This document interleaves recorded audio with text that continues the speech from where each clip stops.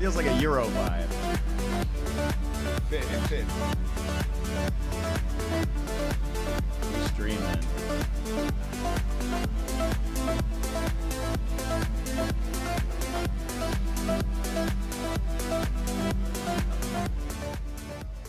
Yo, yo, yo, welcome. Oh, I gotta mute this, man. What is going on? We got all the noise.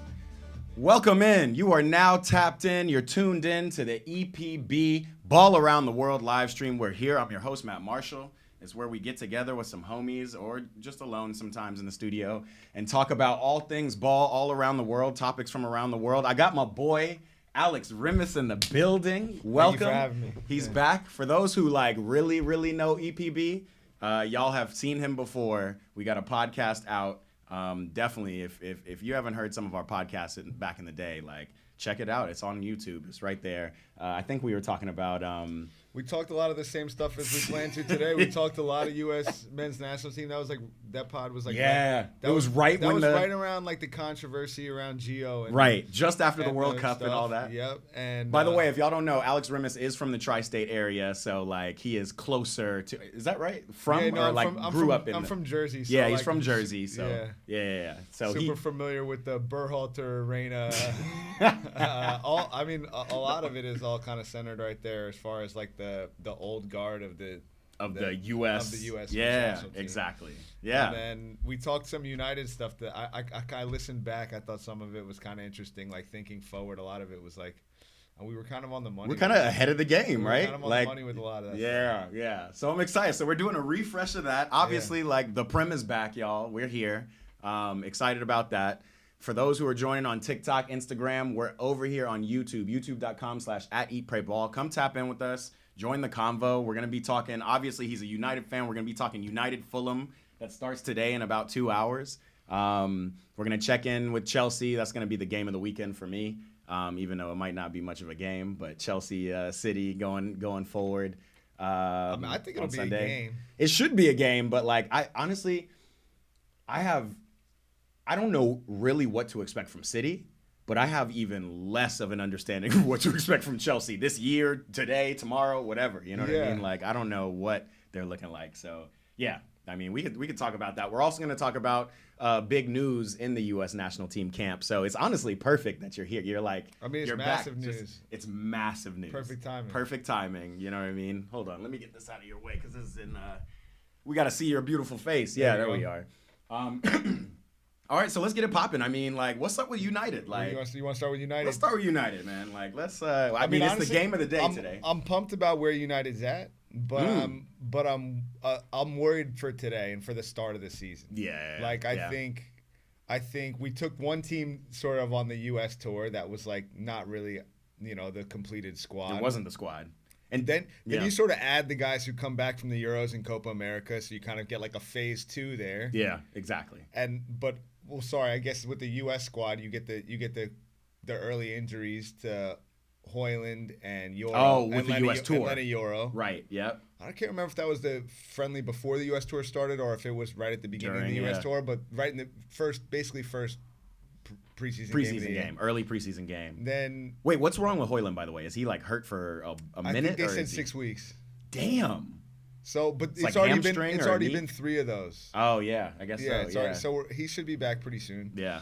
Euro is a few months because he broke a metatarsal, which I guess is not, I don't know. You've had some injuries. It's not tissue. Yeah, exactly. So he'll be fine. Yeah. It's just like let that shit heal. Yeah, give him some pain young. meds, and he's young. Yeah, he'll be all right. But then you get sort of the phase 3 of the United team, which is like all these transfers. So I'm happy with like how the squad looks overall, but I don't feel they're super prepared for today. You know? Right. Yeah. So they may be starting guys who joined the team this week. Exactly. I feel like De Ligt might start. Well, let's see. They have a predicted lineup right now. Okay. So I'm gonna throw that up there and see what it looks like. Can you see that right there? Yeah, I can see. It looks like Onana in the back, which obviously start that way. Let me see. Can I? This prediction has Mazraoui starting on the left. Yeah. What do you think about Mazraoui? By the way, like I like him. I like him a lot. Yeah, that's a good move. Should he be a right back? Is that what it's going to be? Like Luke Shaw on the left and Mazraoui on the right? If Luke Shaw can He's not healthy right now. Yeah, I mean, I love Luke Shaw, but also I'm like, how are you gonna play hurt in the Euros? I mean, I guess it's tough. It's your country. It's your country. But you want to United show out. fans, I think, are a bit tired of it. You know, he finds a way to play for England, and then he's always out. Yeah. For United. Yeah, it's tough. I mean, I think Luke Shaw's a baller though. I'm not sure if we talked about that last time, but and it's Luke Shaw. Like when I think about like the Harry Maguires and the Luke Shaws, and Harry I can't get to right now, but when I saw from the last Euro, so I guess that was 4 years ago. Yeah. Going forward, outside of the injury periods, which there's been a lot, but every time I see him, I'm like, wait, this guy actually can ball. Like when he's on the field and he's not healthy and healthy and fit. He's one of the best left backs in the world for sure, in my opinion. But I think he's missed 200 plus games due to injury. It might be the end of the road there. And honestly, we bring in who's supposed to be his backup in Malacia, and he's been hurt the entire time he's been at United. Yeah. Injuries, then re-injuries. He's really I don't know. More frail. Like Luke Shaw, it feels like, man, if you can just get over this injury, like almost like Reece James in my head. Luke Shaw and Reece James are very similar. Very similar ilk, right? Yeah. Like calm on the ball, like can play a good ball, get up and down the field. And then, like, when you get injured, you get these, like, weird muscular things that last, like, 50 days and shit like that. You know what I mean? Repeated injuries, man. I think. And then with Malacia, I'm not even that hopeful that he's, like, impact United player. I'm actually more hopeful for his. I just hope he has a career in the game at this point. Yeah. He's been out for so long. Yeah, I don't know if he's going to be at United for a long time, but I hope he gets better and has a career in the game. Yeah. I guess, looking at this predicted lineup, I mean, I think I don't know if he'll go Garnacho, Rashford, Ahmad as a front three. Like, I think, like, that's sort of like a bit of a FIFA lineup prediction. I don't know that he'll play them all. I kind of think. What do we think about Ahmad? I love Ahmad. Bro, I hope he gets his shot. I hope he gets his shot this year. I think like he's been our best player all preseason. He finished the last season well. He had a great season before that at Sunderland. Was one of the best players in the Championship.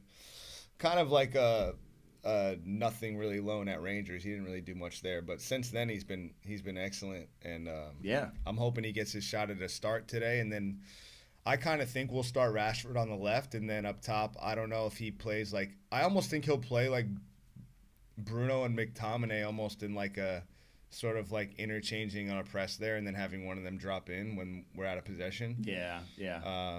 McTominay is y'all's like ultimate utility player. Yeah, he's great in the way that Ten Hag wants to press. Yeah, exactly. But I'm more worried about our back line. Like I think he'll play Martinez out left like he did in the Community Shield. That was weird. And he'll tuck in. And he'll like come and play that. But that means there's nothing happening on an overlap over there. Right. And then which who Fulham got over on that right flank now is Adama Traore. Speed. You know what I mean? Yeah, like that could be a problem. They could present a lot of problems to us. I mean, Andres Pereira is. Oh yeah, Andres Pereira is class. Baller. I mean, we know him well from his time with us, and then Smith Rowe is going to be on the left. Oh, that's right, Emil Smith Rowe. And he's going to be looking to prove some shit too. And the way that I forget how you pronounce his name, Muniz. Yeah, Muniz. Yeah, Muniz, he's a problem too. So if you got a new center back pairing in there potentially, if we're playing like De Ligt and Maguire or something in there. Yeah, you don't think So you're saying Martinez will be on the left. I think so. And then it'll be De Ligt and Maguire. De Ligt is a funny thing to me because I like when I first saw the news that he got transferred to United, I was like, oh, good move. Like, got out of the Juve Bayern fog, and this will be like a good way. But then I keep thinking about it. One, where United is, and just in terms of like, like these players and their confidence.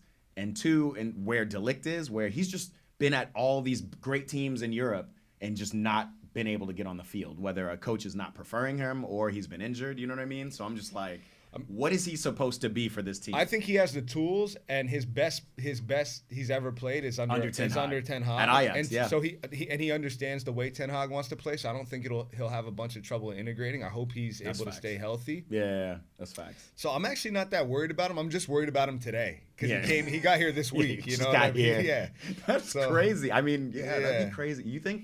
You think he's playing? Like I mean, he has to. I mean, if you think about who's healthy, like I don't think he's going to start Lindelof and Maguire over De I Ligt. can't see that. And No. so I don't know. I mean, I guess he could play like you said, like this prediction. Maybe Mazraoui gets the start, but then it's Mazraoui's first week too. Mazraoui so just got here. It's not. That doesn't solve that problem. Casemiro hasn't looked good in the preseason, so I'm a bit worried about the protection in front of the back line. Yeah.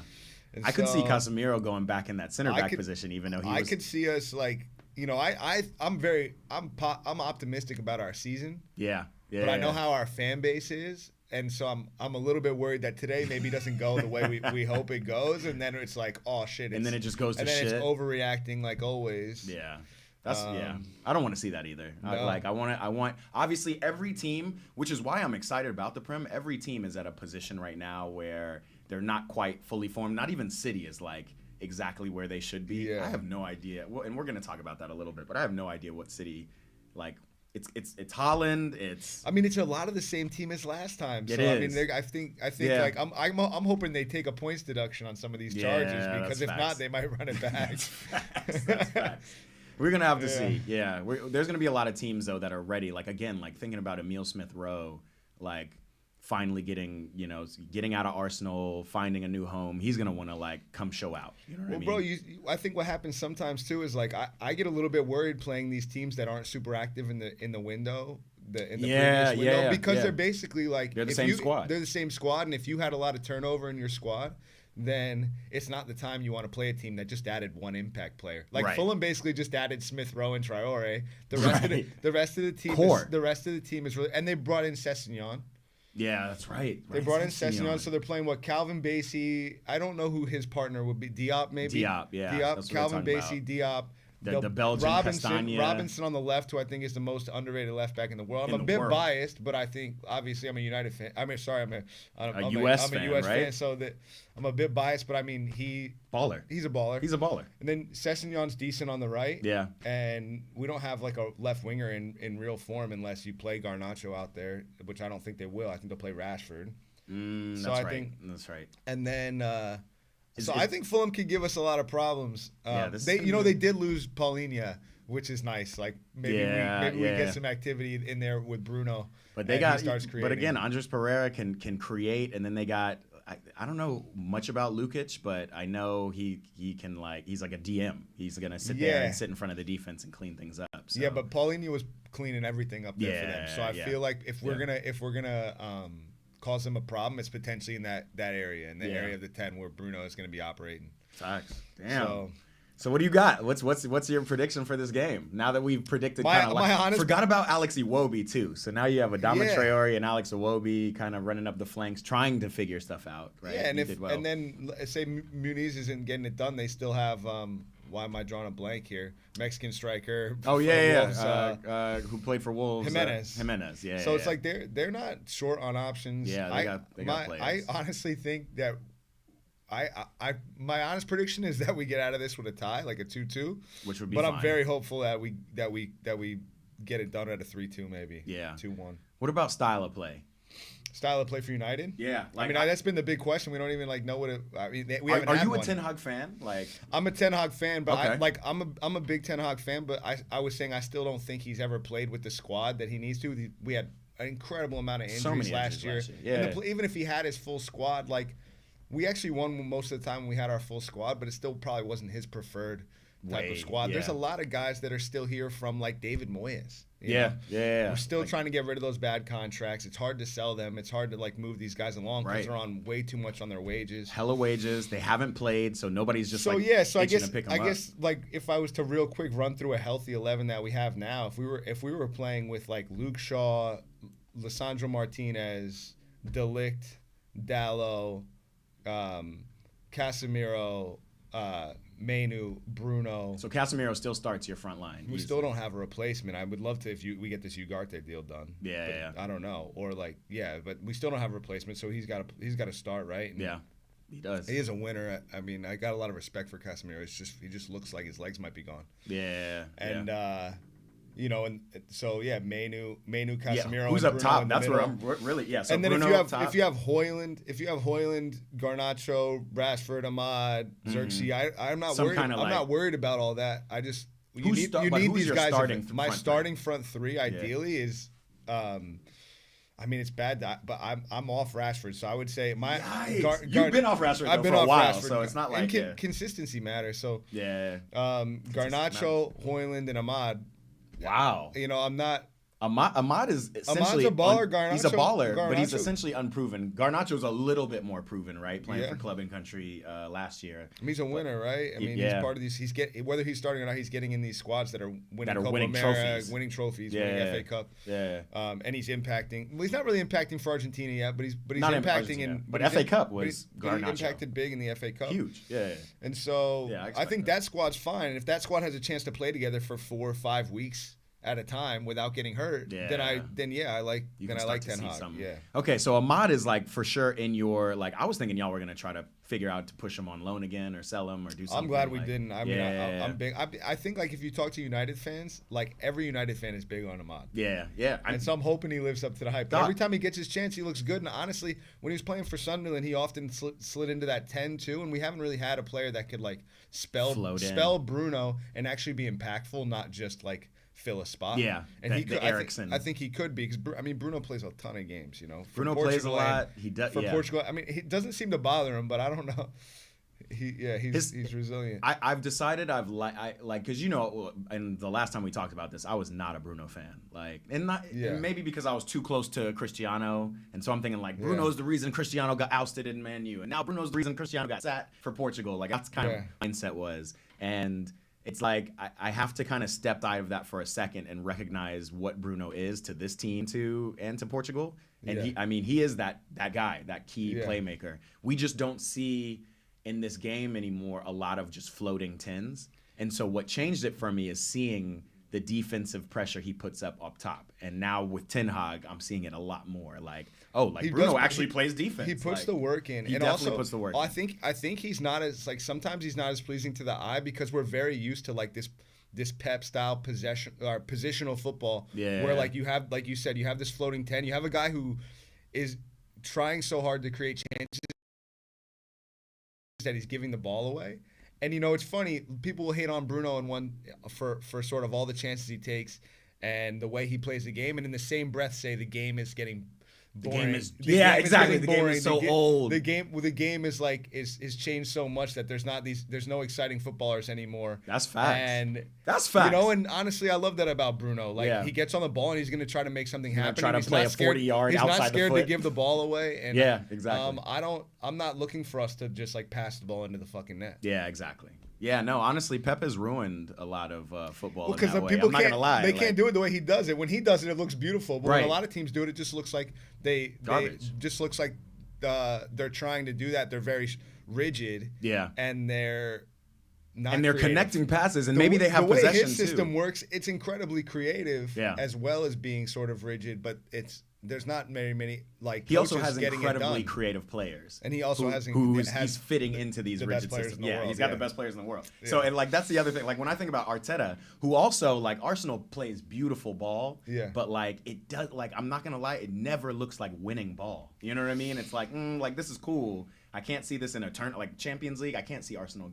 It's like it misses a final element, and and I think their nines get scapegoated a lot. They do for not scoring when like they're I don't know. But that's not the system. Their system is not set up for the nines to score. People are like, oh, Jesus is like this and that. You know what I mean? Yeah, I mean, I think what like obviously, the city's changed a little bit with Haaland. They've changed to like give him a little bit more space. Yeah. But before that, they had basically the best striker of all time playing in those tight spaces and connecting with Aguero. Yeah. Right? And so I don't know that top asking Arsenal to go find an Aguero is tough. It's impossible. And again, Jesus to play that same system. Couldn't do it. You know what I mean? Yeah, that's fine. Do you think they're gonna play Calafiori on the left and basically play like a Pep 4 center backs like he does like you know, Pep sort of has played Gvardiol out there, right? Yeah. And he's adapted he plays to it. 3 and then like pushes 1 towards the middle. Like, because Gvardiol gets up the field. Gvardiol gets up the field. I don't think Calafiori plays the same way Gvardiol does. But who's going to be on the? You think Calafiori's on the bench, or he plays on the left? He's like their guy. Because you're going to play Gabriel, you're going to play Saliba. Gabby and Saliba easily, so and then it'll be like a 3 on the left, and then Ben White was a center back at before he got Ben White still is a center back, and I think Yeah. I don't think Arsenal respect Ben White. I think that. Let me not say it that way. Yeah. Let me say I don't think Arsenal fans recognize how high Ben White should be on their list of key players. I mean, he's Because incredible. Yeah.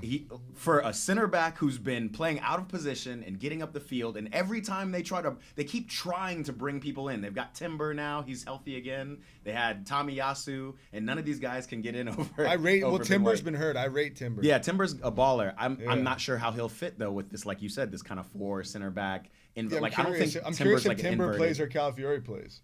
On that I see left. what you mean on that left side. Yeah, I feel like because I feel like Timber's a right back though. No, isn't he? Like I feel like he's.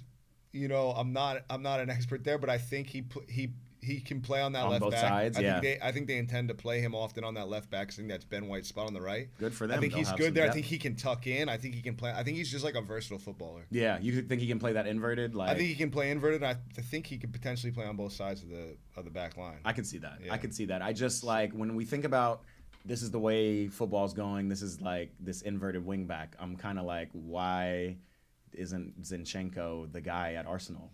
Because when they have to drop in, he's been getting exposed. Yeah, he's been because you getting do worked. have to be able to drop in. You can't just he's great when he has to tuck in. I mean, he plays center midfield for Ukraine. And Yeah. I mean, there's no question there. But I He's think that guy. he gets exposed a little bit when he has to actually sit in that left back spot. Yeah.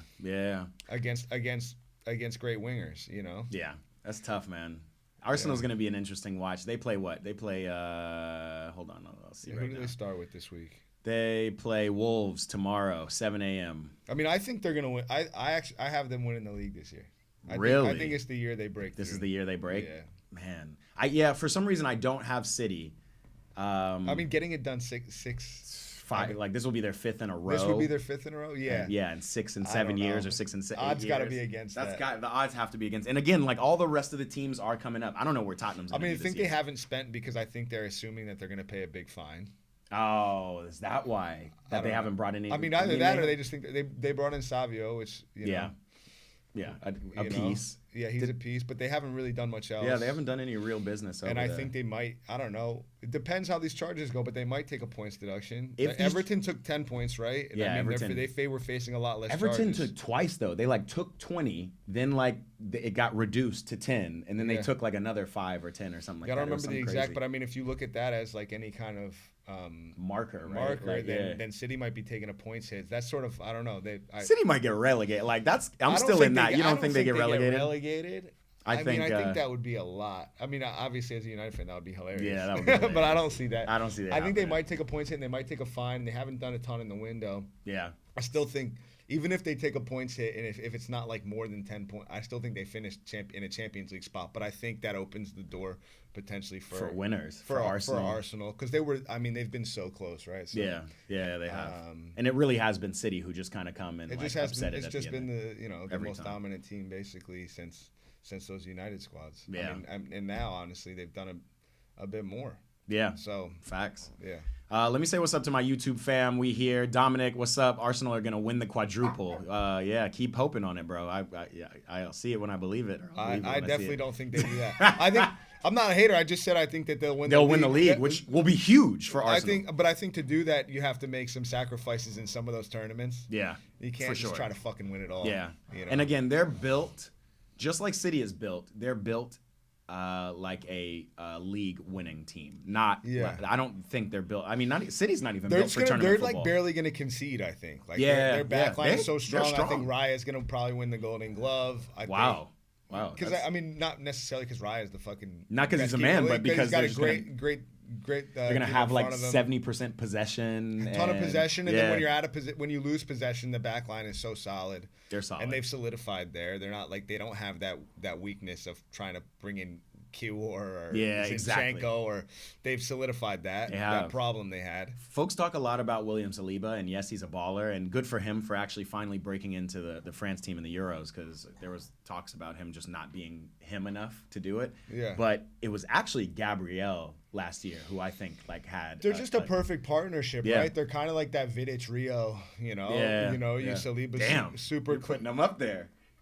I mean, they're getting there. It's no lie. Yeah, Is that the best partnership? The team has to do some winning. Yeah, they got to win for sure. But I just mean as far as the styles, right? You kind of a wild boy. You have somebody who's gonna like win all those balls, those second balls coming out to the back line. Yeah, it's not like Saliba doesn't win those balls either. He does. He's just more control. He's just a little bit more controlled, composed. super clean, and composed on the ball. Yeah, so you can really play out through the midfield through him. Facts. And you can, you have Gabriel kind of like winning everything, all his battles. He can sort of match up with every 9 in the league, and so Rudiger light, like Rudiger vibes. Yes, so I think it might be their year. But no, I don't think they win a quadruple. And I think quadruple dominate. And I think if they go on to try to win some of these tournaments, it might cost them the Prem.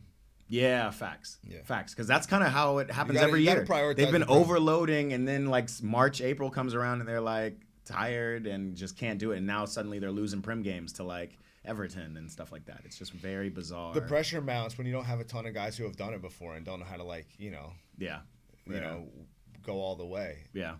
And that's one thing with Jesus when he gets out of the squad, when he's not in favor or he's hurt, he's kind of the only guy in the squad who's gone and like won. I mean, Zinchenko too. It's like the guys who have won it all are the guys who kind of have been falling out of favor, getting hurt, getting exposed a little bit. Yeah. They don't have anybody on the field who's like really done it. I think that's a weakness. Martin Odegaard, you're right. Nobody. They got to do it for the first time. I think they can, but they can. It's not. It's not the same as having a team full of guys who have like. Who are winners? Who get to that point of the year and aren't like worried. Maybe they're in second. Like this, like these city teams. They come to they maybe they're second with a few games left in there. And they're just like, let's turn up. Let's turn up. Yeah. I know Kevin De Bruyne has that mentality. He was just like, okay, guys, these I'm guys back. Are winners. Rodri. Yeah, Man City look good. Style Icon says, Man, you are gonna win. What's up, Style Icon? Sir Lancelot, my boy. I hope United win. If you just tuned in, I'm a big United fan. He's a big United fan. I know I'm big up in Arsenal over here, but I'm just we have been deep in Arsenal's bag suddenly today, but I mean, again, they've been the most. We got a United and a team. Chelsea fan, right? If you're wondering if this pod is biased, we're not. Exactly, we're not. We're honest. We're not. We're honest. Honestly, I was just gonna say that. I was like, this is the most honest conversation I've had about Arsenal, and of course, it's because there's no Arsenal fans here ever, because it makes sense. Like, I do want to give them their flowers. It's just when I talk to Arsenal fans, they just get way too ahead of themselves. Like, Odegaard is the best CM that's ever lived. You're just like, it's a little like I remember my first time. Exactly, exactly. Like I had my first beer once. I remember when we came in second place. We didn't like it. Yeah. Sir Lancelot tapping in all the way from Sao Paulo. Hey, we're gonna do a watch party. I've already decided. I usually don't want to anymore with Chelsea. But I do these watch parties where basically we're on the stream just like this, but we're watching the game, and it gets fun. So we're going to do that 8:30 Pacific time on Sunday. Tap in. We're going to watch Man City versus Chelsea and see where we go. Sick. Some people tapped in on Instagram. Frank Dockett, he said, what's up? What's up, my people on IG? Forsaken says, is Chelsea going to have a good season this year? Well, that's the second thing I wanted to talk about in this whole thing, because I have no effing clue. Like, I'm dead ass, like, I'm just here for the ride. There's certain players that I like, so I can talk about like the things that I want to see, but I am not. When Enzo got signed on, I'm not an Enzo fan, and Enzo Maresca. Okay. I'm definitely not an Enzo Fernandez fan, but the coach was first. Or actually no, Enzo came, and I respected him because he scored a dope World Cup goal. He seemed like a badass. Like I was cool, but then we paid 130 million for him. And I was like, there's no way, bro. Like, not for this midfielder. We need a striker. Like, I remember being in that mindset, and that was like almost 2 years ago now. Then Enzo played well. Then Joao Felix came, and then it looked like we had something brewing, and then it blew up. Joao, got a red card, suspended 3 games. He was only there for 6 months. Enzo then's form dipped. Caicedo came in and then started. A lot of people think Caicedo's mid. I think Caicedo's, bro, he is on his way. He was solid all last year. He did exactly what he needed to do. He was up and down in that midfield, short up the back line a little bit, not really, but he was our protector. Our back line was in shambles last year. We still don't know what's going on. I'll get to the back line in a second. So Caicedo I'm a fan of.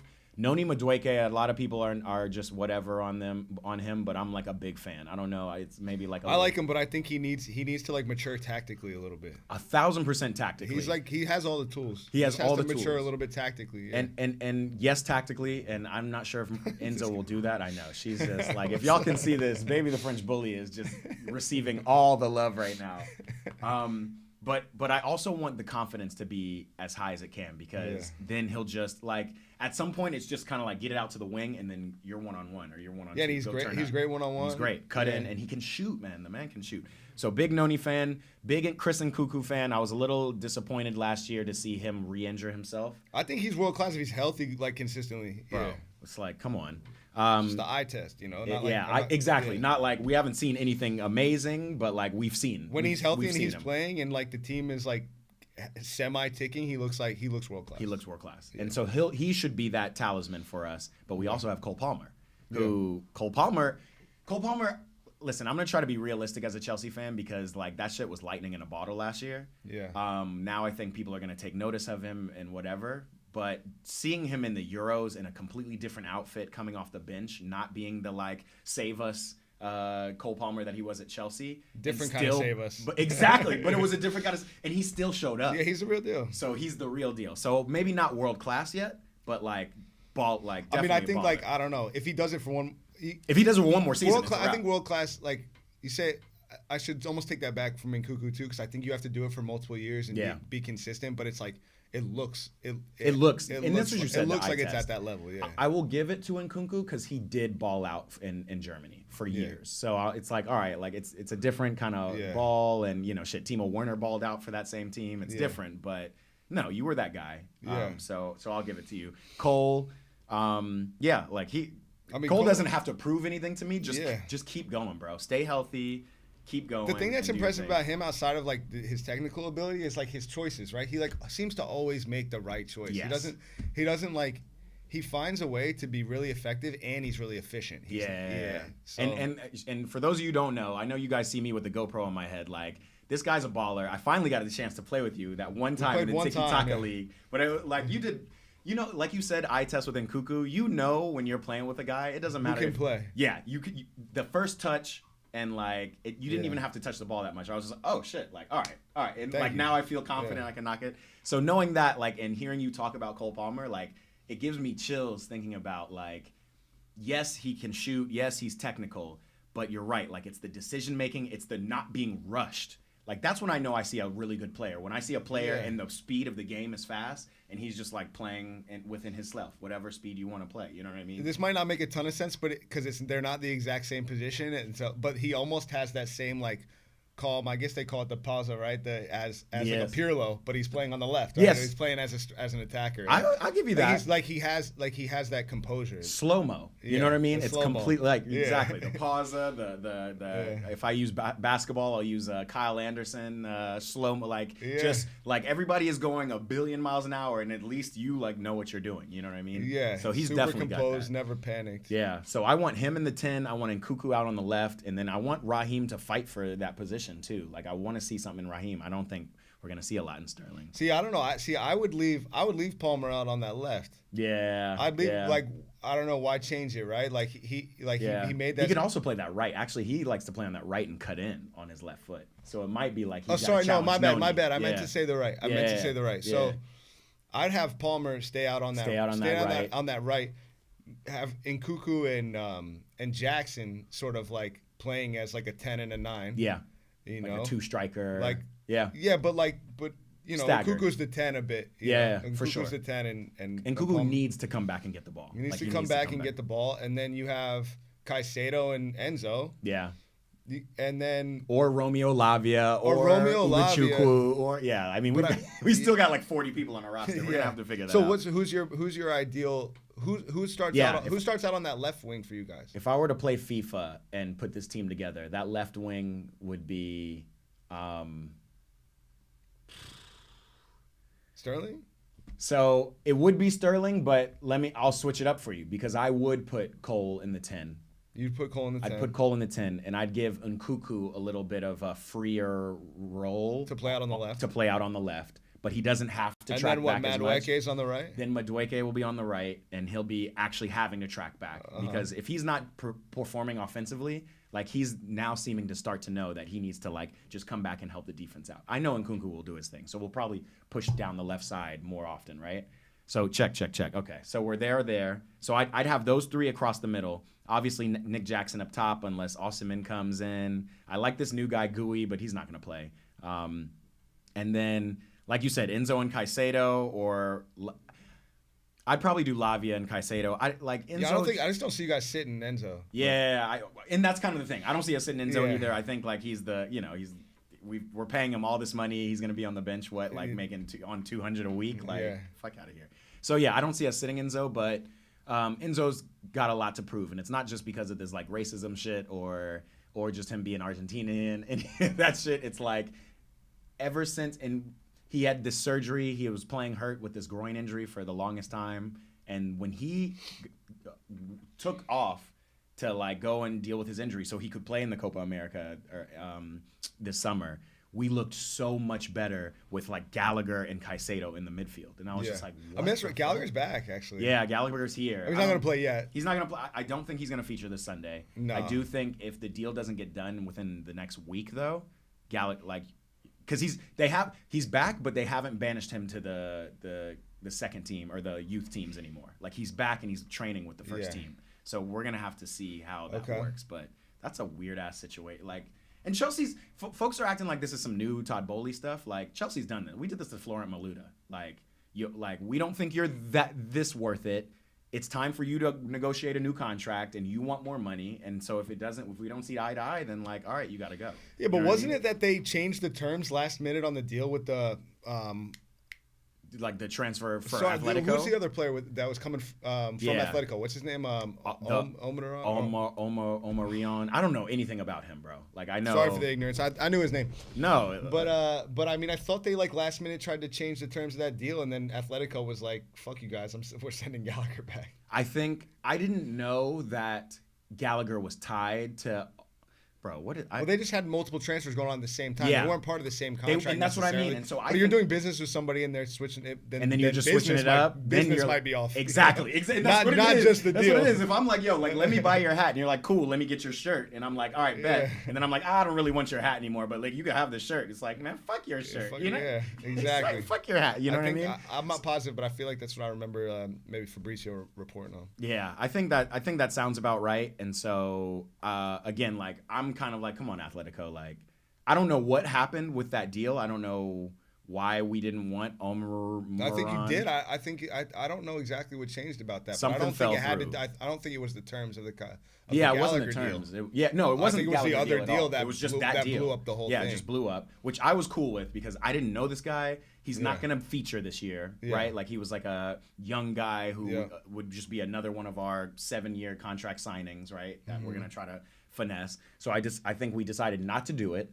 And then now that put the whole Gallagher thing in question. And now we're trying to come back and do some kind of like, oh, well, you know what? We'll give you some money for Joao Felix. And then how about that? Well, that, my thing with Chelsea and Todd Boehly is and stuff is like, I don't necessarily think the players they're bringing in or letting go are necessarily is like, I don't think they're necessarily making terrible choices. I just think the way that they go about business and the way they deal with their players like is a bit like ignorant of how team chemistry works. You know what I'm saying? Like, the way they go about getting rid of some of these academy guys because it's like they are incentivized because of the FFP rules to sell academy guys. Yeah, exactly. But the way they go, I thought it was a bit disrespectful to Chalobah, the way they handled it. Hella disrespectful. Just like not even a bit. Just like keep him in around the squad. Like, keep it quiet. Find a good deal for him somewhere. Yeah. Don't go like he's out of the plans. Like, he's staying home. We'll figure it out. No, it's like he's been a consummate.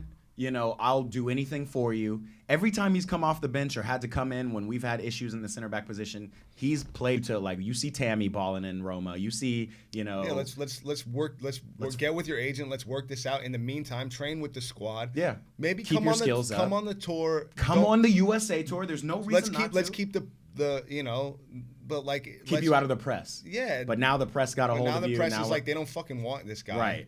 They're It's shitting on you. We're like Chelsea I think that fans are stuff shitting affects on the you. rest of the team too. I think people want to like blow past the Enzo stuff. Dual nationals. Yeah, like, exactly. It only fucking comes up when the players are African. Exactly. So yeah, it matters. It matters. So I think that would be my worry with Chelsea. I'm glad you said that. Like I've brought it up on this once before, but like, you know, you talk about team chemistry, you talk about people who are just absolutely in the plans in Enzo, right? Yeah. And then you see this literally, and it's so funny that we live in this social media era where we're like literally seeing this play out live in front of us. We're seeing Wesley Fofana like type this shit like, this guy is a racist, right? And then immediately he comes back from the trip and you see Wesley just post something like, I talked to him. I know he's not racist and he apologized. But like, there needs to be more, even if that happened. You know, I'm saying all these things just add up, right? Yeah. Like all these things add up. The way that the management deals with some of the academy players, the way that your star player does like doing something problematic in the off season. Yeah. Yeah. Like we could have a fucking whole episode about the history of Argentina, but that's like, a whole so exactly. So, this is not unknown. That's a different podcast. That's a different podcast. But that's the EPB pod. Come tune in. We're gonna bring Remes back. EPB history. EPB history. No, for real. Like, but so like this, I think all this stuff adds up, and that would be like my worry with Chelsea is the turnover, the change in management, the potential chemistry issues. Yeah. Like I don't think it's not. This isn't FIFA. You can't just put the players in the game and just play with them. These are human beings. Yeah. And you need chemistry. And you need the coach. And you need chemistry. And it took Poch a long time just to get certain players on board. Like I was I got to be honest. Like when Poch left, I wasn't like, oh, this is crazy. But it was crazy. Like it was like, wait a minute. He just started building chemistry, just got this whole team of, you know, a whole band of, you know, like nothing together. And now we're going to sack him just as things. It doesn't make any sense. It doesn't make any sense. Enzo, I haven't seen it yet, but like he's got a tall task. And quite frankly, they're going to be calling for his head. I'm going to be calling for his head. I'm giving him 9 games. I've said this out loud. Like I'm giving him the same amount of games that Boli gave Tuchel, which was 9. Tuchel was 3-3-3 after those 9 games. I mean, don't you want them to just stick with somebody though and figure it out? No, You just don't think the guy has the resume to get that? Yeah, exactly. Yeah. Like if it was like a Pep or something, and maybe Pep is like OD, but like if it were I'm trying to think who I would have stuck with. I would have stuck with Tuchel. I would maybe stick with some of these German coaches, Hansi Flick. Just somebody with a strong resume. So yeah, somebody who has a little bit better resume than. You know, this Brighton stuff or this assistant coach to Pep kind of stuff. Like, I don't care about that. You know what I mean? Yeah. So, yeah, I mean, and the style of ball. Like, Chelsea's DNA to me is superstar transfers and defensive integrity. Like, that's kind of how I think of Chelsea. Everything else, like, whether it's possession-based or counterattacking based, that switches on coach, right? Jose was more counterattack. You know, Conte came in and was a little bit more possession. Sarri ball was a little more whatever. But, like, the key DNA for Chelsea is we're going to play hard-nosed defense. Like, nobody's going to come to the bridge like we're going to walk over these team, right? And then we're going to rely on star power. We're going to rely on our Hazards, our Drogbas, our whomevers, right? I haven't seen that in over a year now, and it's, like, bothering me. So when I think about a manager, I don't want to bring in a manager who wants to build this kind of unique rigid Arsenal, Man City system. No, I want somebody who can stick with the DNA of this and go, okay, we need like a strong back line. We need a leader on the team, right? And that's why Poch was kind of an issue for me because I was like, how did you fall out with Thiago Silva, bruh? Like, of all players, like, how could you possibly? So that's where I'm at. And so to your point, like, maybe at some point I will want a little bit more stability, but not now. We're splashing cash. We've got all these players. That would be my worry with Chelsea. Yeah. I don't think they have a terrible season, but I don't think I don't think they finish top 4 because I think there's just too many changing variables. Changes. Yeah. Too many exactly. And too many variables. It's hard to like make those things all fit at once. You know what I'm saying? It's like hard to just oh wow, this actually just randomly works. Like, yeah. So on the other side of that, and let me tap back into my YouTube. Again, if you're tapping in with us on Instagram and TikTok, come on over to YouTube and be a part of the conversation. We're here, youtube.com/eatprayball. Sino goes, real question is, how long is your coach going to last Chelsea? I say a season and a half. I don't even think it'll be that long. That's hilarious. So, yeah, good. We'll see. Ahmed Ali 1917 says Manchester City will remain Manchester City, will never be relegated, which kind of to your point. Yeah, we said they're not going to be relegated. Yeah, they're not going to be relegated. But like they may, they may take a fine and they might take a deduction. I think they'll get like at least 10, like for what Everton's been doing, and we're gonna have to see what happens with Newcastle. I mean, it's hard to say, right? They may go into this this hearing or this trial or however, I don't know exactly how their legal system works with it, and they may present their books and come out of this shit with nothing because they're amazing at business and they're behind good the at scenes. business. They've cooked their books, and the rules have changed over the years too. Yeah, so because if that was the case, like Chelsea should be. But it's a getting lot, deductions, right? too. It's a lot. It's like what 114. So it's like to say that they were found not guilty on all 114 is it's like gonna be crazy. Like those chances aren't great, Come right? on So now. they might take a deduction. They'll take they a are. hit. I agree with you. I'm a United fan. I'm not. So but I'm honest. They're still City. They're still like on paper the best team in the league with the best coach. Right. And if they don't take any deduction, and they don't, I mean, yeah, basically if they take no deduction, then they're going to be right there to maybe win it again. Yeah. Mercenary says, "Glory Man, you got some folks on your side." Ahmad Ali says, "I hope Fulham wins." I mean, if you're not a United fan, then you're rooting Yeah, for Fulham, I think right? I'm kind of rooting for Fulham too. Nobody's like fuck Fulham. No, yeah, exactly. Right. Sino says, "Who have Chelsea bought this window? Haven't followed them closely. Who haven't we bought, bro?" Oh man, it's a long list. We brought in Shrewsbury Hall from Leicester. We brought it. Yeah, it's a long list. Like we can talk about it, but I'm trying to think of like notable signings who are actually going to be worthwhile. I mean, a lot of them are like young guys that are going to come in and like, you know, some of them aren't even going to be here this season. Yeah, you know, a lot. One of them we've already bought and then transferred. We bought Caleb Wiley from Atlanta United. Shout out Caleb Wiley though. He's an Atlanta boy. Grew up in Morningside where I'm from. And we've already sent him off. I can't even think of what club we've sent him off. So yeah, we're doing like a lot of weird. Again, like I'm sure Todd Bowley's a billionaire. I'm sure he knows money. I'm sure he's figured this out in a way that it's like. Well, no, the way that you guys are doing it is like these. You know, the fee you pay is stretched out over the course of the contract, right? And so you're giving guys really long contracts. And amortizing this deal. So yes, like, and the wage structure is improved from Abramovich. Yeah, so yeah. that means that like if you do have to transfer these guys out, the problem isn't necessarily that they're making like fucking $350 a week. Like, right. They're and like, Vitesse can't pay them. So I don't think he's doing terrible business. I think he actually is like doing. I just think he's maybe a bit naive to the fact that like if you want to win now, then you can't be making this many changes constantly. Yeah. So if he's like, fuck it, I don't care about winning for a few years, as long as we're like around, profiting, as long as we're profiting, we're around, then, you know, I think, you know, other teams might start taking note of how he's doing business. But it isn't just business; it's football. It is, exactly, and it's football, and I hope he realizes that. And I would think he did the same thing with the Dodgers in certain ways. Yeah, and they fucking won. And they won. So you know what I mean? Like, so like, yeah. like, but to your point, yeah, like. The team needs to be like you can, and so that's what I'm hoping. I'm hoping, I don't know if Maresca can do it. I don't know which coach will come in and do it, but we can whittle this team down, get our core guys, and then we're Chelsea again. And then you do all this business on the side and keep signing these players. Like he's signing players, like you said. Sorry, is it Esteval, right? Is the Brazilian William kid? I mean, Esteval. I think he's like what? He's like the best prospect in the world at his age. Besides, I mean, Neymar said he's the next Neymar. Yeah, so like, you know what I mean? You know, like, it's not like they're not bringing in like ballers. They're just doing a lot. It's not FIFA. What do you think is the trajectory of Esteval? Is he going to be like Vinny Jr.? Because you remember Vinny Jr. came over as like one of the best Brazilians too, but at 16. I mean, it just completely matters how you develop these guys and how what kind of environment you bring them into, right? Like I think a lot of times, like when you look at Neymar, right, he's coming from his boyhood club to Barca. Now, that's a big jump, but Barca has a long history of developing the best young players in the world. They understand how to like integrate them in the team, and that team is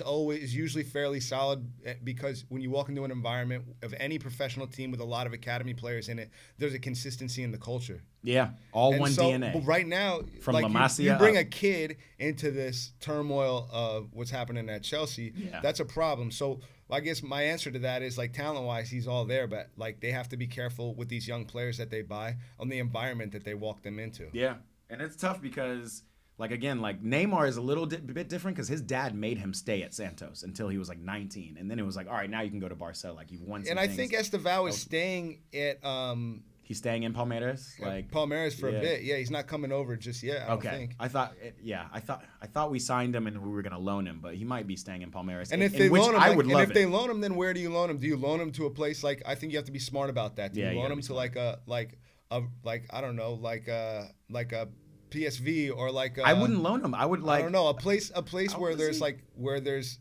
stability and like where he's gonna feel comfortable and at home. So he's 17 years old, which, okay, so he can't even play in Europe until he's 18. Right. So he's got to be still at. And when I say he's the best prospect at his age, right, we all know that Lamine Yamal is Lamine Yamal is the best guy.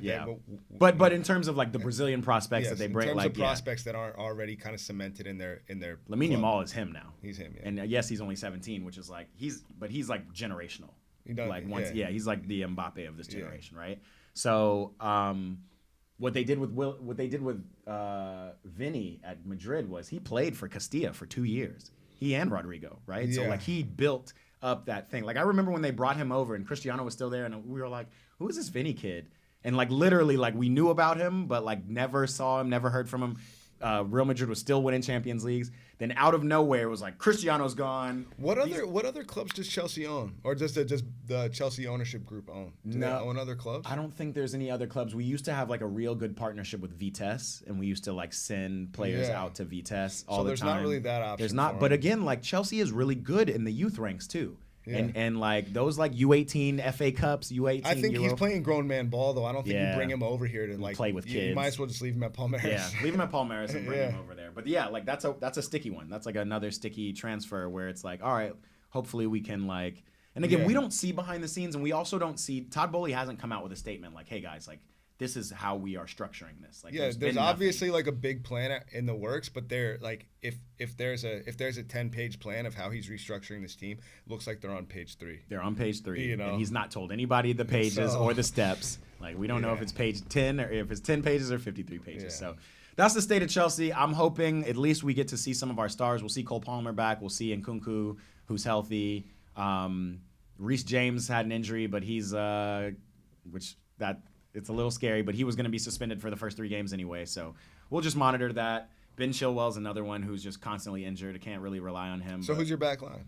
Back line is going to be Levy Colwill, Wesley Fofana, even though instead of Levy, I would probably put Axel Disasi back there because I think he was consistent as hell last year, and he like not only in center back but also played right back at times. He's a baller. Yeah. He's an absolute baller, and he gets goals with his head too. Like he comes up and gets goals. He comes up and gets goals, or at least mucks it up in there, right, on set pieces, which is going to be important.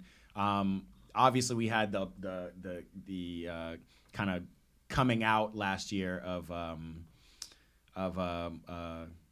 what's my guy's name? Malagusto. I like Malagusto. I was about to call him Maluda. Yeah, Malagusto's a baller, and Reece got to watch out. I mean, most important backup in the world. Most important backup in the world, and he ain't no backup, right? He's going to be on the field at some capacity. You have to have a second starter, basically. Yeah, because Reece, you don't know, and Chilwell, and he plays, and Malo plays left and right, so he'll do his thing. So I think it's going to be Malo right, Disasi, Wesley Fofana. Like a back 4, and then Cucurella is coming off of the Euros. He's coming off of a Euro. He got too much hate. He was in a team that wasn't functioning. So like anytime you have that players look bad, I think that's happened. I'm very familiar with that. Yeah, United, so yeah. I think. So you got to give him some things. I think he'll be all right, but he'll be all right. I'm like, and he'll be great in Maresca's lineup. That also, inverted wing back. To be fair to Cucurella too, like. You know, your partnership on the wing matters. A consistent partnership, like tactical know-how on that side matters. Can I overlap? Is he going to run back for me? And Mudryk is out there sometimes. Like so, we got to get rid of Mudryk. Well, just inconsistency with the player playing in front of him on that wing, and that can sometimes leave you hanging out to dry. Yeah, he did give the ball away in his own third, like too much for an outside back. You know, I'm going to say straight up that eye test wise. I'm not the biggest fan of Cucurella. Regardless of the wins, regardless of the weird situation he came in it'll be your problem. Chelsea. I don't think it'll be your problem. It might not be our problem. I will say though, like just even He's good at the Euros. if he's on an island, he gets exposed. He was great at the Euros, but again, he played with Spain. He was a possession-based, incredible team. Yeah. He got to tuck into the midfield where it looked even better because he has the kind of recovery to go and muck stuff up on counterattacks. Like that's and if that's going to be our style of ball, but even in preseason, that doesn't look like Chelsea's style of ball. Yeah. It looks like, more of the same where we're just going to try to get it forward, attack through the wings, and figure it out. So we're going to have to see. And you guys have it as one of your top transfer priorities is to bring in a keeper that can play out of the back, right? Yeah. Or did you Keeper or with did you feet. just we still have and that's weren't you bidding on somebody? No, we got we were bidding on somebody, the guy from Germany, who I can't even give you his name. It's all right. No, it's fine. We'll look it up together because I don't know him. I don't know anything about him. Apparently, it was like Maresca was like, all right, I need a keeper that can play out of the back. Yeah. It was Flip Jorgensen from Denmark. Yeah. He came from La Liga, and apparently plays really well with his feet. So I probably expect him to start too. But so that's another like big question mark. So I don't know. You're looking at Chelsea. You're looking at like big question marks in the back, question marks in the midfield, question marks up top. So we're gonna see. Like it's gonna be literally the start of last year all over again. And there was a lot of promise last year too. It was like and it did.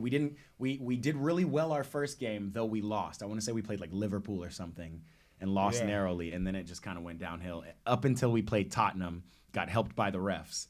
And somehow that like created a new thing for us. Hold on. We touch real quick on another team in London. Absolutely, West Ham. Because I think West Ham, they've spent about 120. They've been making moves. They've got a new technical director. They've got Lipicki is now the coach there, right? Yeah, who came from I don't know where he was at before this, but he's Where was he at before this? I can tell you right now. We're over here not knowing our shit, but I mean obviously like a coach with a high pedigree. He coached Spain for a while, right? He's coached Barca. He's a top level manager. You bring in Todibo. Yeah. Or West Ham brings in Todibo. Yeah. From Nice, right? And then you have Wan-Bissaka. I forgot about Wan-Bissaka. 18 million to West Ham. Yep. So they're going to be able to handle whoever's on that side at least defensively. Yeah.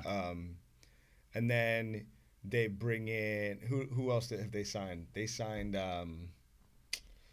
who else has West Ham brought in? Oh, and they play Villa first.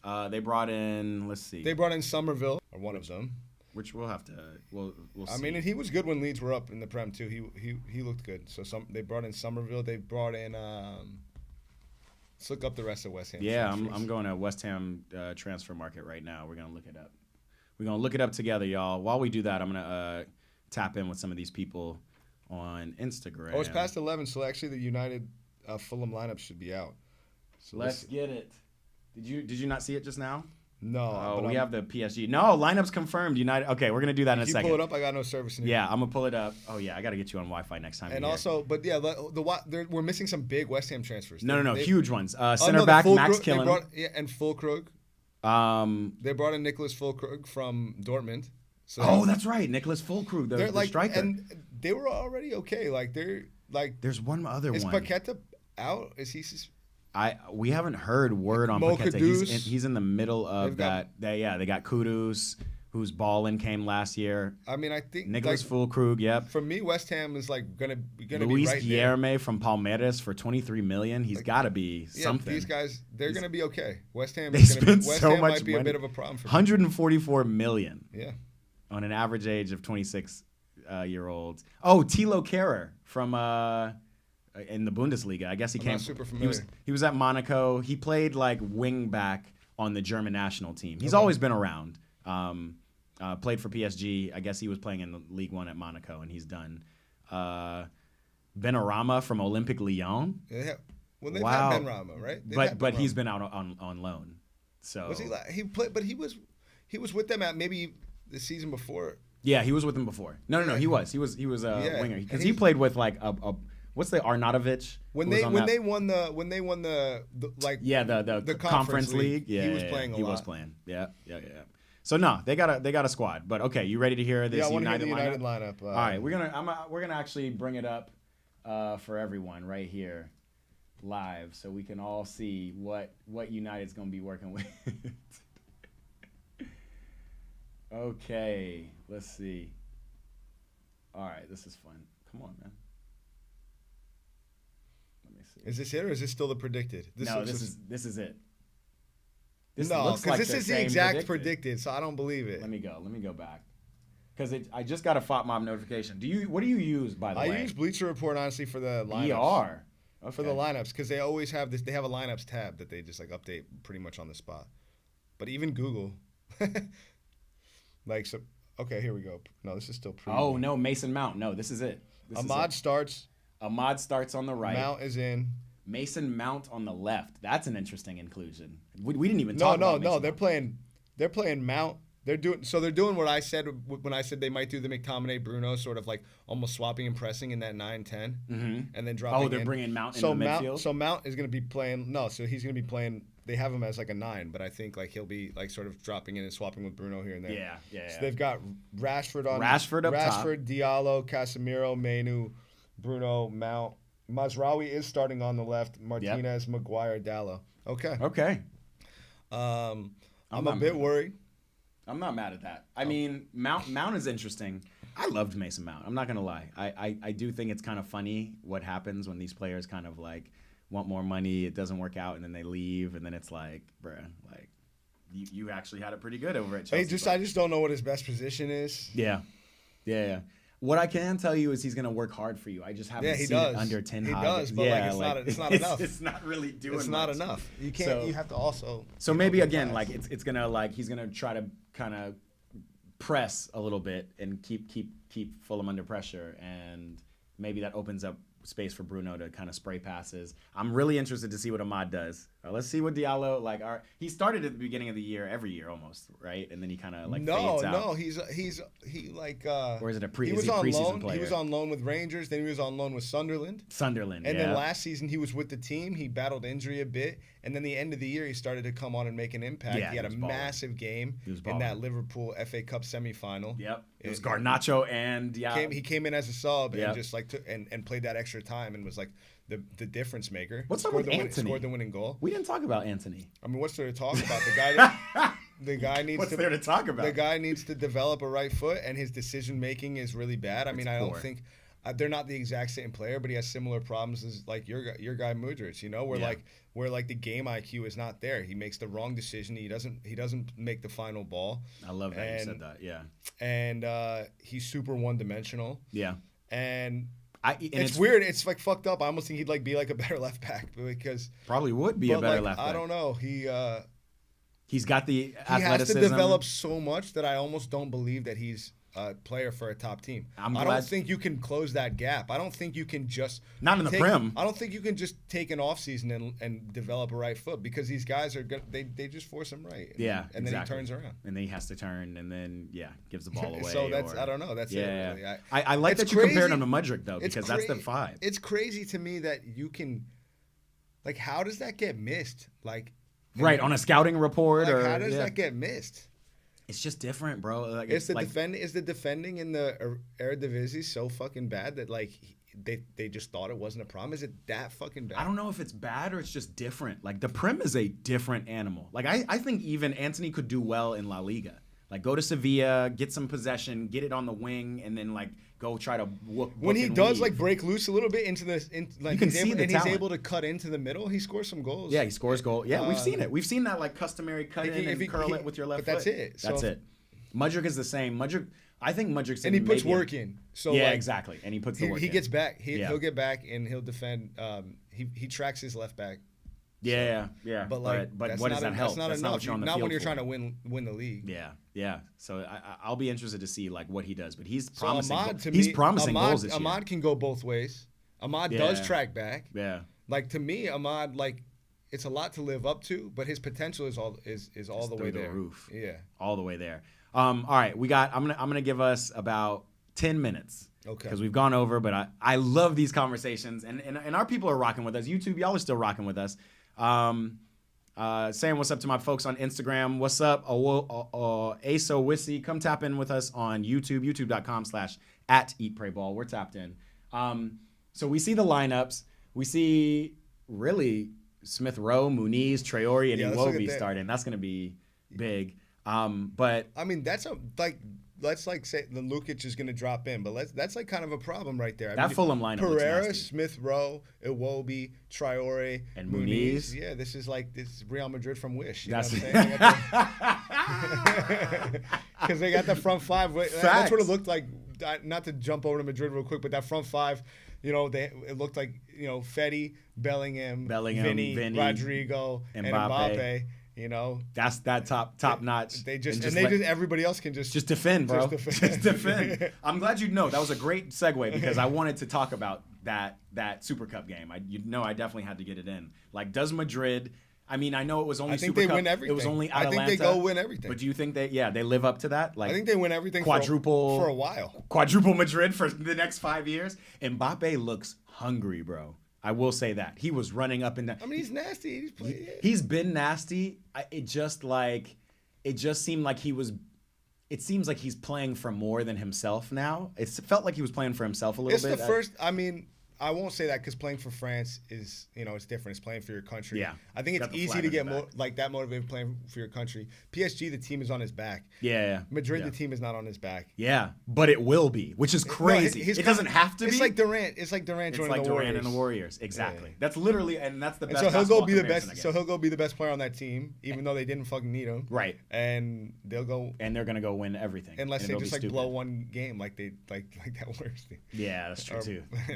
That blow one series. That 72 and 10 team. So I think I think they win everything for a while, and if they don't, then it's an underachievement. Yeah, but that's and that was the pressure that I didn't honestly want on Mbappe, but like he's ready for it. Like I was like, bro, stay in PSG and go, and all you have to do is win a Champions League. And he's bigger. Your history Mbappe is bigger than the PSG badge. Yeah, he's not bigger than the Madrid badge. Yeah, you're right. You're right. He fits right in there. He fits right in. You're not supposed to be bigger than your team's badge. Yeah, that's true.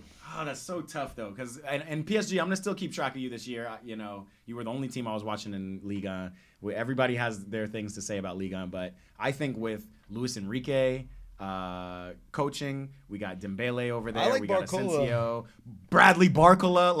They got a squad, bro. I like him. So we're gonna keep paying attention to y'all in the Champions League. He should have got some minutes for. He should have definitely got some minutes. He got like a couple, but like it just didn't work out. And you have Kolo Muani who played in the World Cup. You have Marcus Thuram who went dumb for Inter this year or last year. So I get it. It's just not a place for him to play. But yeah, like I'm gonna be watching PSG, but like.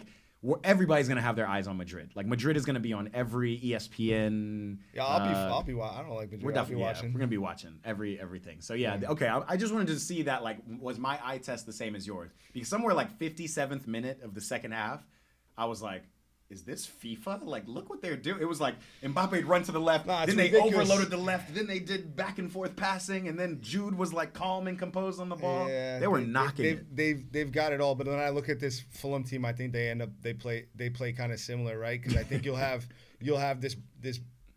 Robinson will get up the field a bit with Iwobi, but besides that, you'll have Lukic will be back. Yeah. The rest of the back line will be back, and they'll be just attacking with that. In that Shua mini role, right? So you'll have Pereira, Smith Rowe, Iwobi, Traore, and Muniz.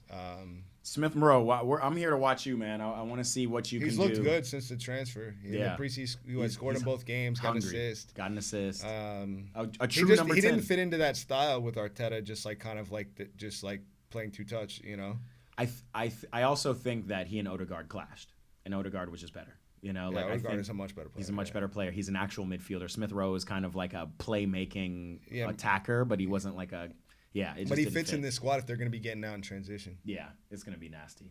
Oh, I can't wait. We got that. All right, let's talk about the last thing, the biggest elephant in the room. Oh yeah, let's talk real quick about Poch, right? Yeah, let's talk about the boy Poch, the former Chelsea coach, who has now made his way over. He's agreed. Again, it's been weird. It's like there's nothing absolutely set in stone, but it's all been like Poch has agreed on terms. U.S. has tapped him to be it. So I guess he is the U.S. coach officially now. Yeah, he's fully confirmed. Fully confirmed. Pochettino is U.S. coach. I want to hear your thoughts first. Like I'm going to give you my thoughts, and I'm not going to lie to you. They're biased as a Chelsea fan, seeing what Poch did this past year, and seeing what he's done with Tottenham and whatnot. But I'm just gonna tease this out here, and I want to hear you either confirm it for me or debate me about it. Poch is a great name in European football, probably one of the big. Not one of the biggest, but he's a big name in European football. The U.S. knew that they needed to go get a big name. I don't think Poch is going to be the guy who changes the makeup of this team. What do you think?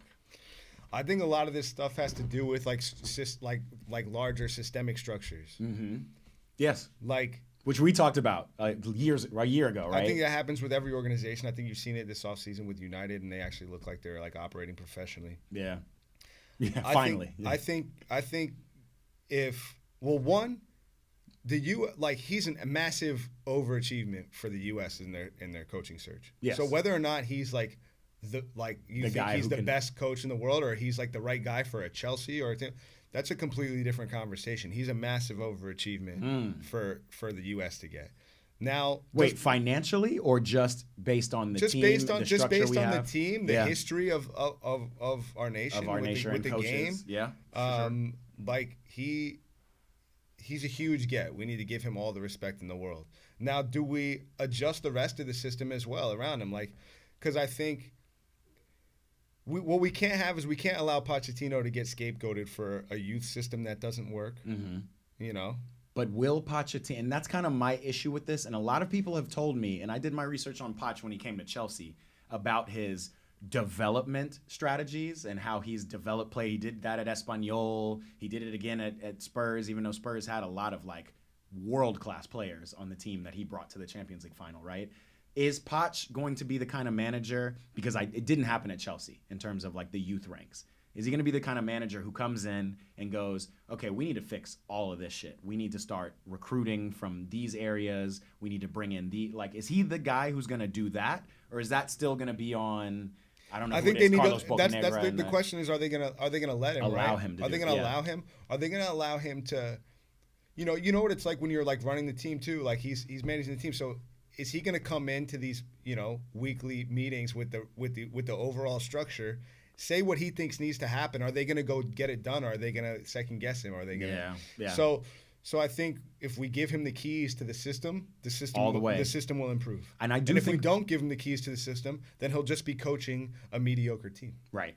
Yeah. No, I hear you. And we give him the time to let the players from his adjustments come through. I think like Klinsmann, for instance, I think made a lot of important adjustments to the U.S. system. Yeah. And then he didn't get to coach the team that that came through.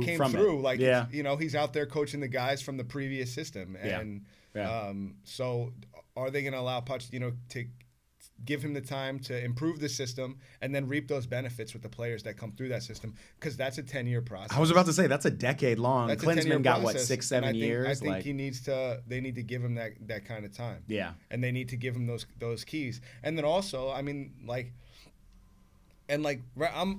not like, I understand why the youth system in America works the way it does. Like I'm an entrepreneur in other avenues. Like they're like, I understand that somebody's got to pay for this shit. Somebody got to pay.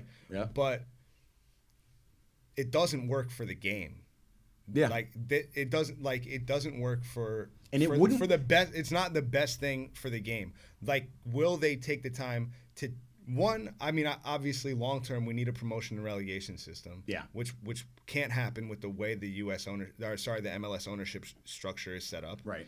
Where they're all voting. It's like the NFL. It's like the NFL. That doesn't work for developing the best footballers and getting and doing something about the pay for play system. Yeah. The youth systems need to be funded by transfers.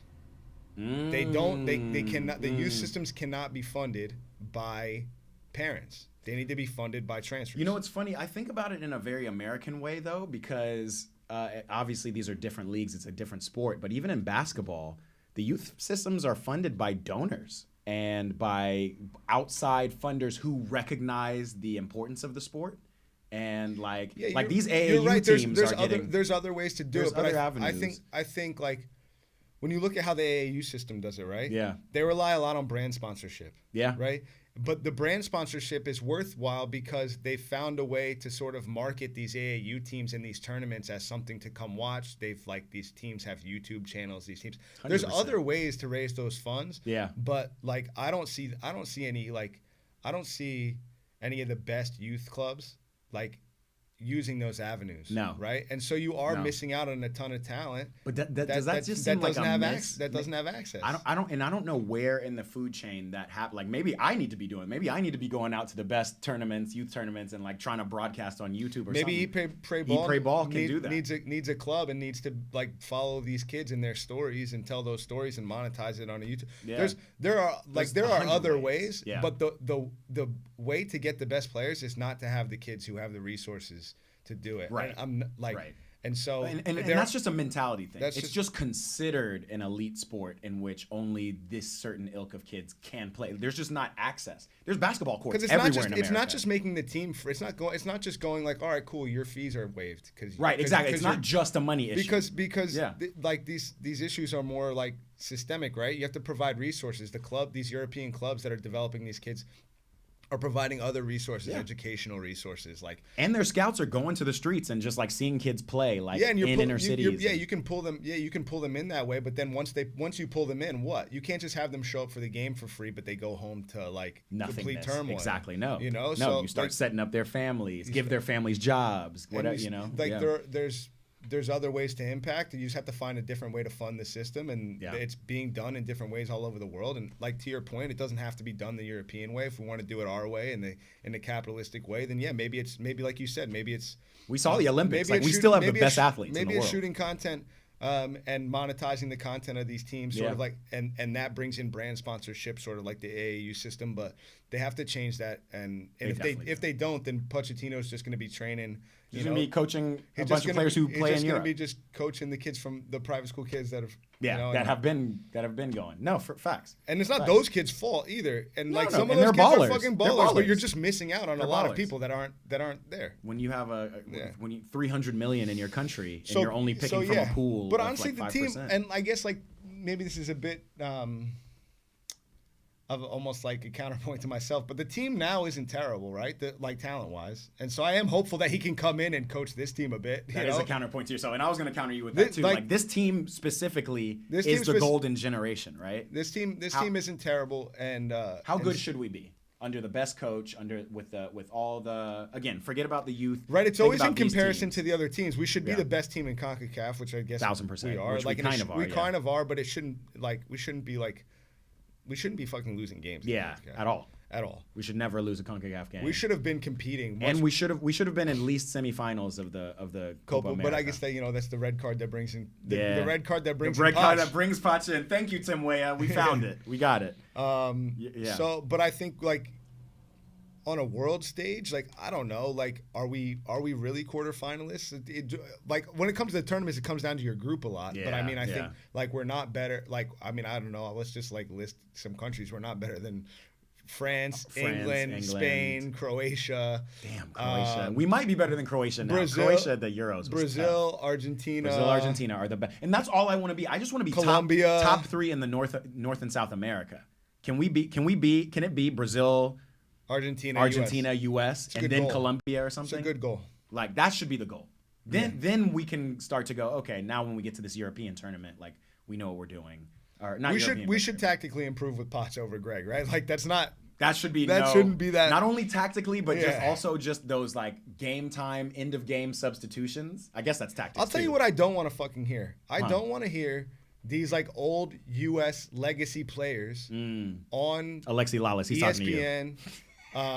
On Fox. Yeah.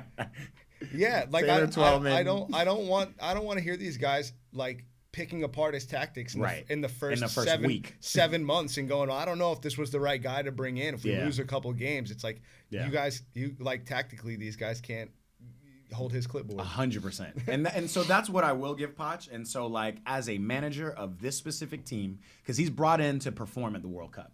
I don't know what the performance measure is, but like, kind of to go full circle with everything we've been talking about, even the youth structure and all of that, the World Cup is going to change that significantly. Like the World Cup was the highest grossing World Cup in '94, And I think that's even the reason soccer kind of got reinvigorated in this country in a way that was bigger than years prior to the 90s, right? Yeah. And I think that this, with the access to all this social media and everything, I think that this World Cup is going to be huge for American soccer. Yeah. By way of in the most American of way, like the capitalism, the money that's going to be invested in pitches all around the world, all around the country now. Like I think it's all going to come.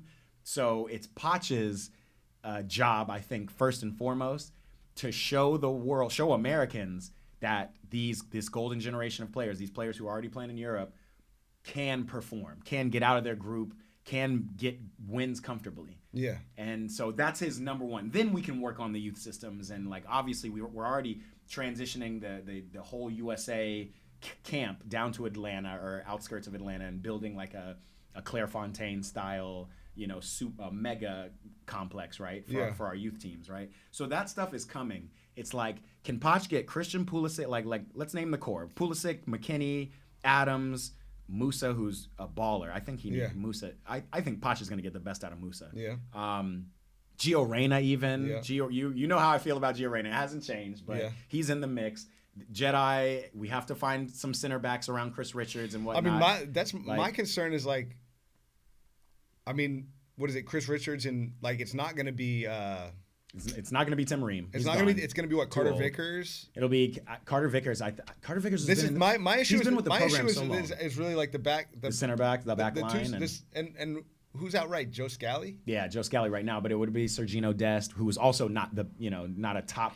I mean, talent-wise, he's there, right? He's like I don't know. But I think he's more of an attacking wingback than and he also just seems like a guy. Well, not just because of the some of the stupid cards he's gotten, but just like.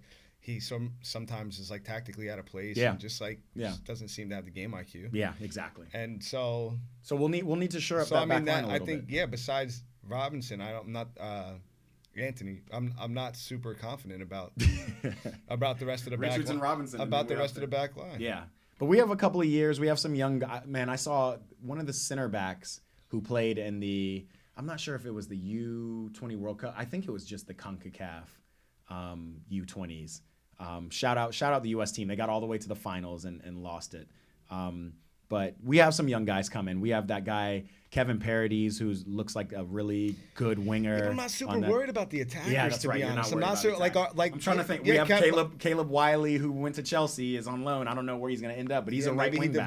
Maybe he develops over the next couple of years. Yeah, because like when you like between Ricardo Pepi, Balogun, Pulisic, Reyna, Kevin Paredes, Weah, like that's not like gonna be the biggest problem. We've got some. It's not gonna be the biggest problem. Even though our biggest problem has the midfield, if it's healthy. McKennie. No, I'm saying McKennie, Adams. Whether you play Musa, like that's fine to me. That's fine. Left back is fine. I'm a big fan of Robinson. Goalie's good. Richards is okay. Matt Turner's fine. He's not going to be the problem. Yeah. So you need, but like, you don't even have two guys that, if healthy, that you're super confident as that second center back. Yeah. And the right back. Like we gotta find it. You gotta find it. And or find a system that like doesn't make us that complements these players. That complements them a little bit. But I think the issue for me with the U.S. has always been scoring, and I think Pepe and Balogun kind of should solve that. I think it tactically. I don't think there's anything technically, as from a technical standpoint, from a competitive standpoint, from their understanding of the game. No, you're right. I think like they should That's be tactics. If they're set up properly, they should be fine. They should be fine. No, I agreed. I think Pepe is a actual scorer. He has a nose for the goal. He knows where it is. He's also able to link up. Like he's a big man. He's a target man. And Balogun's come out party was this last tournament. I was talking to a coach here who he coaches at Cal State Dominguez Hills, and he's like the technical director at Culver City, which is a local club here for people in LA. Yeah. Shout out Pat Tenorio. And he was saying when he was scouting players for Dominguez Hills, the best player he's ever seen play at a youth tournament in the U.S. was Ricardo Pepi. Really? Wow. That's pretty interesting. That is interesting. I've heard that about another U.S. player who like seems to be like a U.S. player, but it was like no, he was like one of the best players I've It's ever like the seen. system matters, right? Yeah, So, and like, yeah. so I think I mean that should be a big step up So we have it. for us now. So are you able to make prediction? Are you like where are you seeing Poch take us in the World Cup? I think Poch takes us to the knockout stages. Easily. Okay. I'm with you on that. And obviously, like, again, your group matters heavily. Like, I know a lot of people like to hate on England. I'm not an England hater, but this is gonna sound like a bit of hate. They really only made it as far as they did in this last tournament because they fucking path was they had the easiest If path. you can walk to the semifinal, then great. So yeah. And they still needed to do. They like, still needed bicycle kicks there's from Bellingham. There's a lot of things that matter as far as how far you make it in the tournament. Facts. So you can't say. But like from the talent on the squad, from his technical and acumen, from eye test from his wise. technical acumen, from the fact that they're going to be on home turf, they're not going to be in a different time zone. Yeah, which I think matters. Yeah. Well, most of them will be because they'll be coming back from Europe. But no, that's true. Neither here nor there. No, you're matters at home matters a playing little in bit, front but of you your are people. at home You're in at front of your home. people. So Yeah. I think, I mean, we should be in the knockouts. It's a big, massive failure if we're not in the quarterfinals, I think. This might be a little premature, but we have to have like an infrastructure conversation one of these days about the World Cup in general, because I'm just thinking about like when you said home turf, I was like, yeah, that'll be dope. You'll be in front of your people, but at like MetLife Stadium or at like SoFi. I mean, I'm worried about here a little bit. I mean, for anyone who lives here, is the traffic is crazy, gonna be a shit and show. you can't really take public transport. They're working on There it. was this plan called Project 2028. Yeah. Which was supposed to For be the in Olympics. time for the Olympics. Yep. So I mean, the fact that they have to get that sort of ready helps, but they're behind on that. There's a bunch of those stops that are delayed till the 2030s, Dude, and so they're now what they're doing is they're renting buses from other cities. And so are people going to be willing to bus around, or is everybody going to be in their Uber stuck? I think everybody's going to be in their Uber stuck. The bus sucks.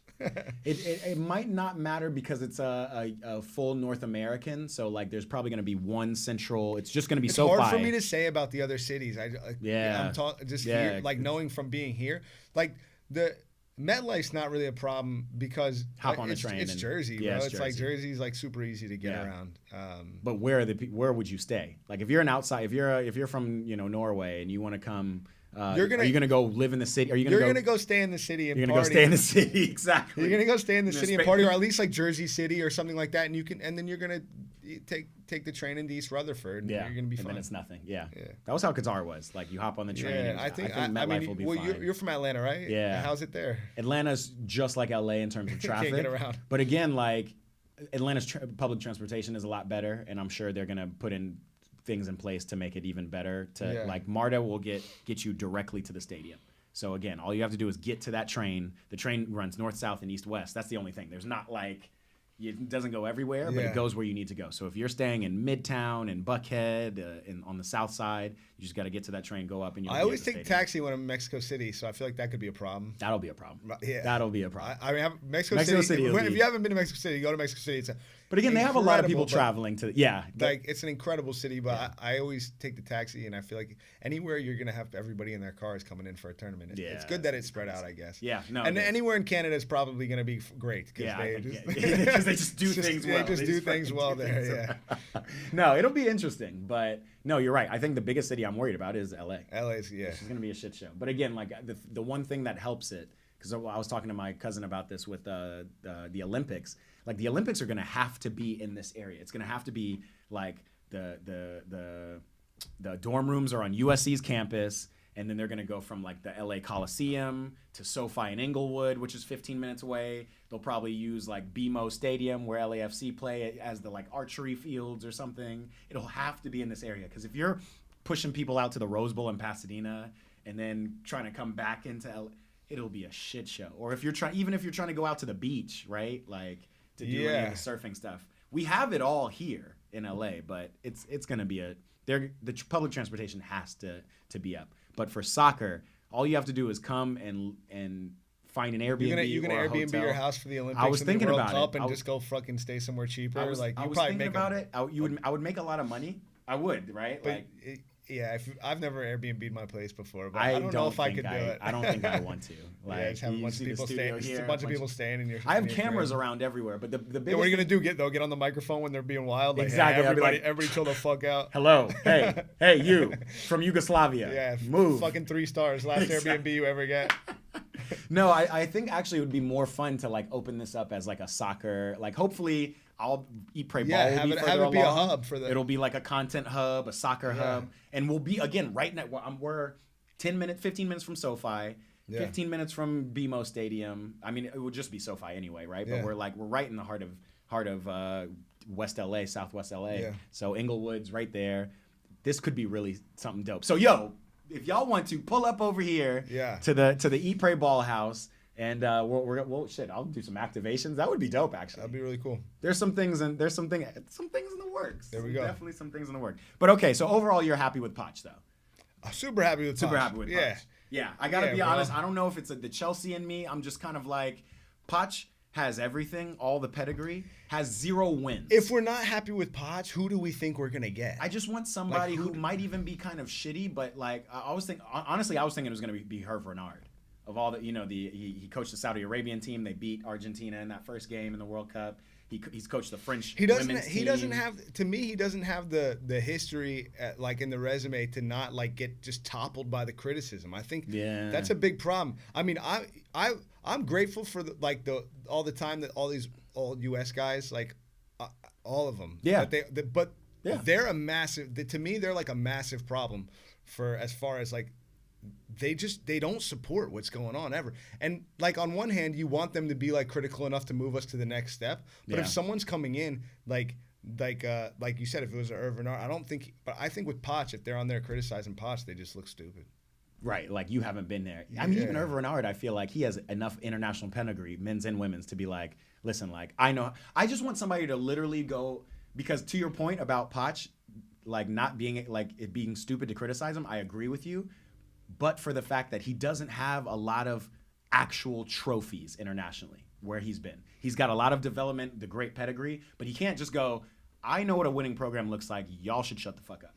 You know if he gets us as close as he got other people, then we'll be fine. Right. We'll be happy. If he gets us to the World Cup final, I'm fine. I'm not like his standard of success isn't winning the World Cup. Yeah, no, absolutely. That's not what we're looking for. Yeah. We're just looking for the growth. You know we're looking for growth, and we're looking for like there needs to be some more change in the system, and he needs to be able to advise on that. Yeah, he definitely does.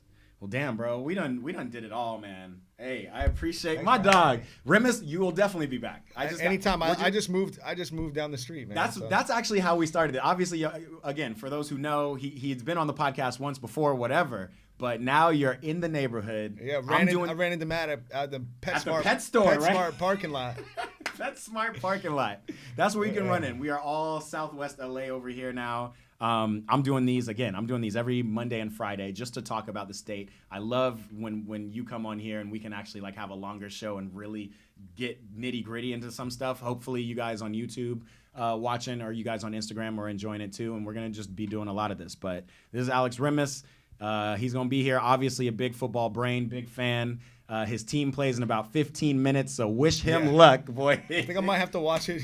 You might have to just. We're gonna be kicking it. Post up. We're gonna watch it. We're not gonna do a watch party for this game, but definitely tap in with me this Sunday, 8:30 Pacific time. It's Chelsea's first game. We play Man City. It's the game of the weekend. That should be fun. Otherwise, I appreciate y'all tapping in. Let me see, Sir Lancelot. Arsenal will bottle again. Be sure about that. Mercenary says glory man you again. Average Potato says hello. We got a lot of people. Keep tapping in, y'all. If you haven't hit that subscribe button, make sure you do. Eat Pray Ball. YouTube.com/@symbol Eat Pray Ball. We're here. We got a lot more coming, but we about to go watch this game right now. So I appreciate y'all tapping in. We will see y'all later. It's the EPB podcast. If you have any questions, the best way to reach me is either on Instagram, even though I'm realizing that Instagram, it cuts off DMs now, or it's starting to cut off DMs. So there's like a requests folder on your Instagram, and you can go to that to see DMs. But then there's like a hidden folder within requests that's like, I don't know, it's like spam DMs. And I actually went through that the other day. And so for those of you who've been hitting me, I appreciate y'all hitting me. I hadn't even been able to see those DMs, and now I found them in the request folder. So definitely appreciate y'all tapping in with me and just kind of moving this forward. We're just trying to build a community because we know there's ballers out here. Obviously, there's football brains out here. We've been here, and we're just trying to help grow the sport here. So that's my little soapbox. Hold tight to my guy Bill Burr. Really insightful guest. Damn, they're roasting man. you, but also showing you love. He calls you Bill Burr. I but look a lot like I've gotten that before. Have you really? Oh yeah. I like Bill Burr. Okay, fuck. Bill Burr's hilarious, He's by the the way. man, yeah. All right, well, he's the man, but definitely Cino's giving you love. He's saying you're really insightful guest. Appreciate that. Mount is ass and worried for Rashford up top. Dude is like I'm Marmite. worried about both of them too. Let's try to support him for at least a few Hey, weeks. support the guy, man. He's feeding the children. That's all we need, all right? All right, guys, this out of here. It's the EPB podcast. Let me go ahead and turn up the music. And I'm sweating in here because, you know, it gets hot in the studio. We about to go watch this game. We will holler at We will holler at y'all. I'll see y'all Monday. Or actually Sunday. Come tap in. We out.